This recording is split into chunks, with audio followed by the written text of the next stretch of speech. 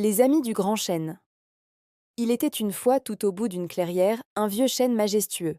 Autour de lui vivaient 5 amis inséparables. Lina la coccinelle, Milo le hérisson, Noah la grenouille, Pipo l'écureuil et Tara la chouette. Chaque matin, ils se retrouvaient eux sous le grand chêne pour jouer, rire et inventer 1000 aventures. Un jour, Lina arriva toute triste. Mes amis, j'ai entendu dire que le vent d'automne allait souffler très fort cette semaine. Il va faire tomber les feuilles du grand chêne. Les autres s'exclamèrent. Tara hocha la tête. Les saisons changent, mes petits, c'est la nature. Mais Milo fronça le museau. Alors on ne peut rien faire? Lina battit des ailes. Si, on va protéger notre arbre. Et voilà comment commença le grand plan des amis du grand chêne. Pipo grimpa tout en haut et essaya d'attacher les feuilles avec des ficelles. Mais le vent les emporta.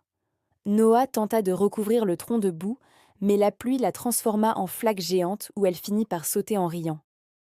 Lina chercha des fleurs pour réchauffer les racines, mais elles se fanèrent trop vite. Et Tara, perchée sur une branche, observait tout cela en souriant. Vous êtes de vrais amis, vous ne pouvez pas arrêter l'automne, mais vous montrez que vous tenez à votre arbre. Et ça, c'est déjà magique. Le lendemain, le vent arriva. Un vent fort, froid et bruyant. Les feuilles tourbillonnèrent dans le ciel. Lina resta dehors, accrochée à une petite feuille. Je veux lui dire au revoir à cette feuille. Alors tous sortirent pour l'aider. Ils formèrent une ronde autour du tronc, se serrant les uns contre les autres. Le vent souffla, hurla, puis s'apaisa doucement. Quand tout fut fini, le grand chêne n'avait presque plus de feuilles. Mais autour de lui, 5 petits amis se tenaient toujours par la main. Le lendemain matin, le soleil se leva, doré et doux. Le grand chêne était nu, mais magnifique. Milo soupira. C'est bizarre, je le trouve encore plus beau comme ça. Tara hocha la tête. Parce que tu le regardes avec ton cœur, Milo. Lina sourit. On ne peut pas garder les feuilles, mais on peut garder nos souvenirs. Pipo, lui, s'étira. Et si on plantait un nouveau gland pour avoir un deuxième grand chêne? Tous applaudirent l'idée. Pendant des jours, ils travaillèrent ensemble. Lina choisit le plus beau gland, Noah arrosa la terre, Milo le recouvrit de feuilles sèches, Pipo surveilla les écureuils curieux, et Tara veilla la nuit. Chaque jour, il lui parlait. « Grandir, petit arbre, on est là !»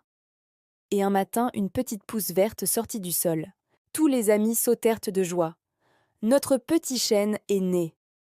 Les saisons passèrent, le petit arbre grandit, et les 5 amis aussi.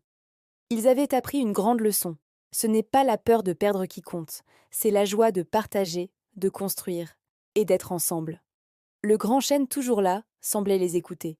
Ses branches bougèrent doucement, comme pour dire « Merci mes petits amis ».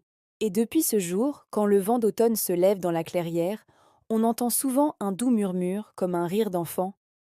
On n'a peut-être pas gardé les feuilles, mais on a gardé notre amitié.